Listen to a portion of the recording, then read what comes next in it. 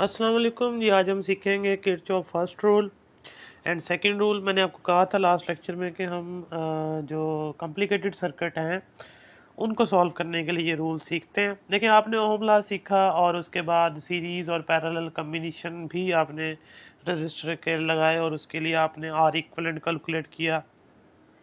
Series combination को कैसे solve करते हैं और पैरेलल को कैसे सॉल्व करते हैं वो आपने ओम लॉ की मदद से उनको सॉल्व किया। लेकिन जो इलेक्ट्रिकल सर्किट्स हैं जिसमें रेजिस्टेंस जो है ना वो काफ़ी ज़्यादा हो और जो इलेक्ट्रिकल वोल्टेज सोर्स हो यानी बैटरी या सेल वो मोर देन वन कनेक्टेड हो, तो फिर उनको सॉल्व करने के लिए जो ओम लॉ है ना वो काम नहीं करेगा सिंपली। तो उसके लिए हमें चाहिए साथ में ये एडिशनल रूल्स आ जाएंगे जिसे हम किरचॉफ रूल्स कहते हैं। ये साइंटिस्ट का नाम ही उसी के नाम से है। तो इसका पहला रूल जो है आप सीखेंगे। जो पहला रूल है वो बेस करता है कंजर्वेशन ऑफ चार्ज पे। मतलब जितना चार्ज सर्किट में फ्लो करता है या सोर्स करवाता है तो वो कहीं गायब नहीं हो जाएगा। जितना चार्ज जा रहा है उतना वापस भी आएगा। तो सिंपल सी स्टेटमेंट है, दो स्टेटमेंट हैं, कोई एक आपने याद रखनी है।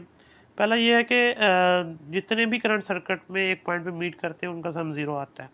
It state that all the current state that sum of all the currents meeting at a point in a circuit is zero। यानी कि जितने करंट्स फ्लो करेंगे एक पॉइंट पे मीट करेंगे उनका सम ज़ीरो आएगा। या फिर यूँ कह लें कि sum of all the currents flowing toward a point is equal to sum of all the currents flowing away from that point. यानी कि जितने करंट एक पॉइंट की तरफ जा रहे होंगे उनका सम और जितने करंट उससे अवे जा रहे होंगे उनका सम आपस में इक्वल होगा। Mathematically summation i is equal to zero. अब ये एक सर्किट आपके सामने ड्रा की है। चार रेजिस्टेंस जो है ना वो हमने कनेक्ट कर दी हैं, पॉइंट ए पे वो कनेक्टेड है।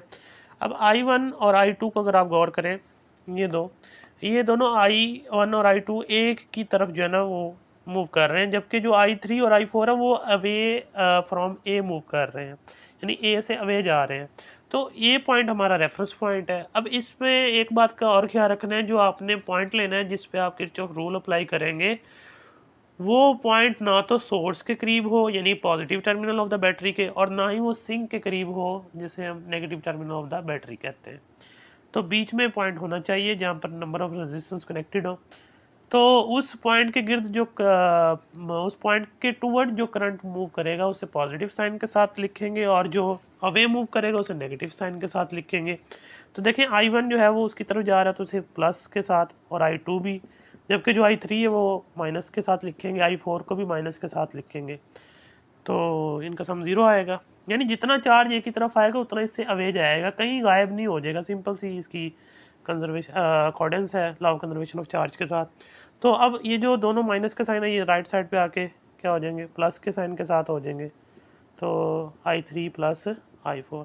तो ये सेकंड स्टेटमेंट जो है वो ये होगी। देखिए, sum of all currents moving toward point A and sum of all currents moving away from point ए।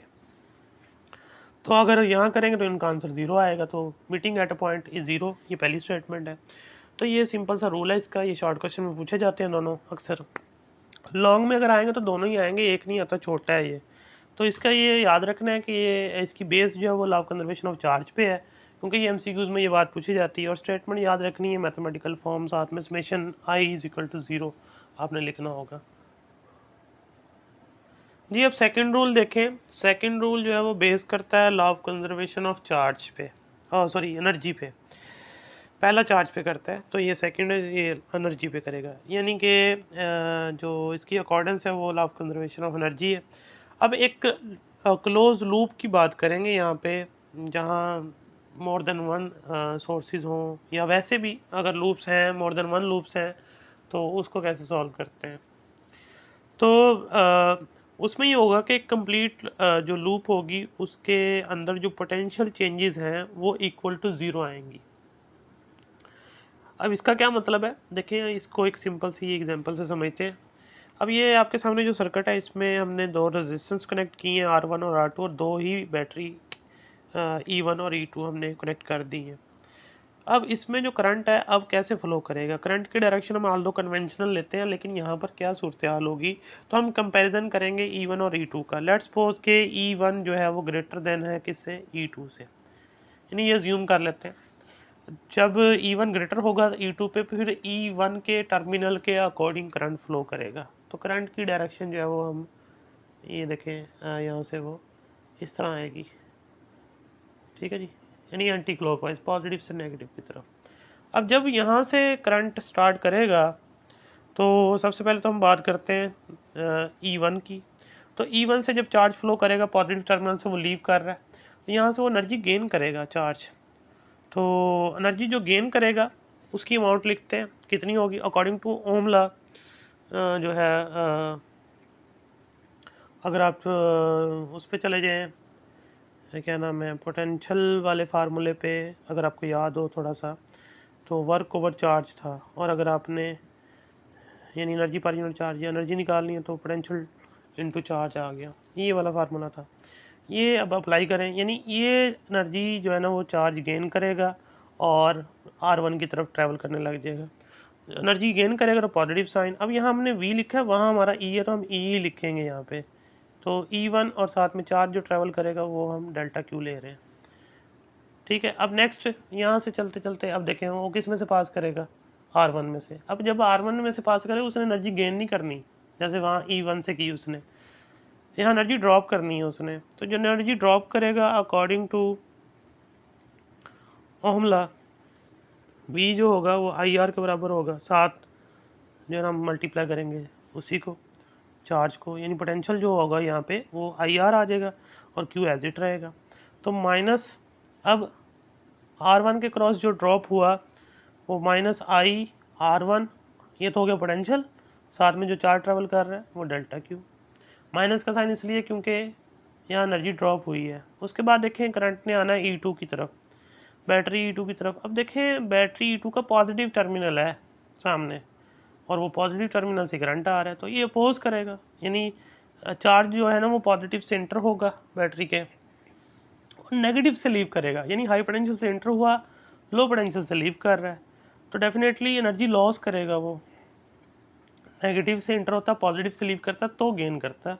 ये तो उल्टा है, तो हाई से इंटर हो रहा है, लो से लीव कर रहा है, तो एनर्जी लॉस करेगा। एनर्जी लॉस कितनी करेगा, वही दोबारा उसी फार्मूले से E2 और साथ में डेल्टा Q। अब माइनस का साइन वही एनर्जी लॉस के लिए। फिर आगे चलें, वो पास करेगा किस में से, R2 में से। यहाँ फिर उसने एनर्जी ड्रॉप करनी है अकॉर्डिंग टू हमला, उसके जो पोटेंशियल ड्रॉप होगा वो IR2 और जो चार्ज होगा वो डेल्टा Q, ठीक है जी। अब देखें अब पूरा हो गया लूप। अब वापस वो कहाँ चला जाएगा, E1 के पास, और फिर उसमें के नेगेटिव टर्मिनल से इंटर होगा, पॉजिटिव से लीव करेगा। तो पूरी लूप का जो वोल्टेज ड्रॉप है वो 0 के बराबर होगा। मींस ये एनर्जी प्रोवाइड की गई और ये बाकी डिसिपेशन हुई उस एनर्जी की, जितनी प्रोवाइड की उतनी ही सर्किट में लॉस हो गई। तो इसमें डेल्टा Q देखें कॉमन आता है, वो डिवाइड कर दें common, E1 minus IR1 minus E2 और minus IR2 is equal to 0। इसको simply summation V is equal to 0 लिख देते होते हैं। तो ये देखें पूरी लूप का जो वोल्टेज चेंजेस है वो इज इक्वल टू 0 आएगा, यानी जितनी बैटरी ने एनर्जी प्रोवाइड की वो आगे सर्किट में डिसिपेट हो गई। अब इसमें एक बात का ख्याल रखना है कि जो लूप्स आप सेलेक्ट करेंगे, यानी फ़र्ज़ करें लूप इस तरह भी हो सकती है, मोर देन वन भी लूप्स हो सकती हैं, जैसे ये हर एक ये बन गई इस तरह से। तो फिर आपको जो दो लूप्स आ गई हैं, दो से ज़्यादा भी आ सकती हैं, तो आपने लूप्स जो है ना वो इस तरह से सेटल करनी है कि कोई भी रेजिस्टेंस जो है ना मिस ना हो। तो ये एक लूप हो गई, ये दूसरी लूप हो गई, उसमें करंट जो है ना वो हम खुद असाइन करते हैं क्लॉकवाइज या एंटी क्लॉकवाइज। फिर तमाम लूप्स का करंट एक ही होना चाहिए। अगर एंटी क्लॉकवाइज चूज़ कर रहे हैं तो सब लूप्स का एंटी क्लॉकवाइज हो, क्लॉकवाइज चूज़ कर रहे हैं तो सबका क्लॉकवाइज हो। तो फिर वही बात, अगर तो बैटरी बीच में आ रही है लूप के अंदर, तो वहाँ से जो चार्ज पास कर रहा है अगर उसके पॉजिटिव टर्मिनल से इंटर हो रहा है, नेगेटिव से लीव कर रहा है, तो डेफिनेटली एनर्जी लॉस करेगा, माइनस के साइन के साथ लिखेंगे। और अगर नेगेटिव से इंटर हो रहा है, पॉजिटिव से लीव कर रहा है, तो जाहिर सी बात है एनर्जी गेन करेगा, पॉजिटिव साइन के साथ लिखेंगे। रजिस्टर में से जहाँ से भी गुजरेगा, जिस मर्जी टर्मिनल से आए, वहाँ तो उसने एनर्जी लॉस करनी ही करनी है, तो उसे माइनस के साइन के साथ ही लिखेंगे। तो ये कुछ स्टेप्स हैं जो सर्किट्स को सॉल्व करते हुए हम जो है ना वो देखते हैं। तो इसमें यही ख्याल रखना है बस, ये नंबर ऑफ़ लूप्स पहले आपने इस तरह से काउंट करनी है या मार्क करनी है कि कोई भी रेजिस्टेंस सर्किट में मिस ना हो, यानी कोई भी रेजिस्टेंस ऐसी ना हो जो किसी भी लूप में ना आ रही हो।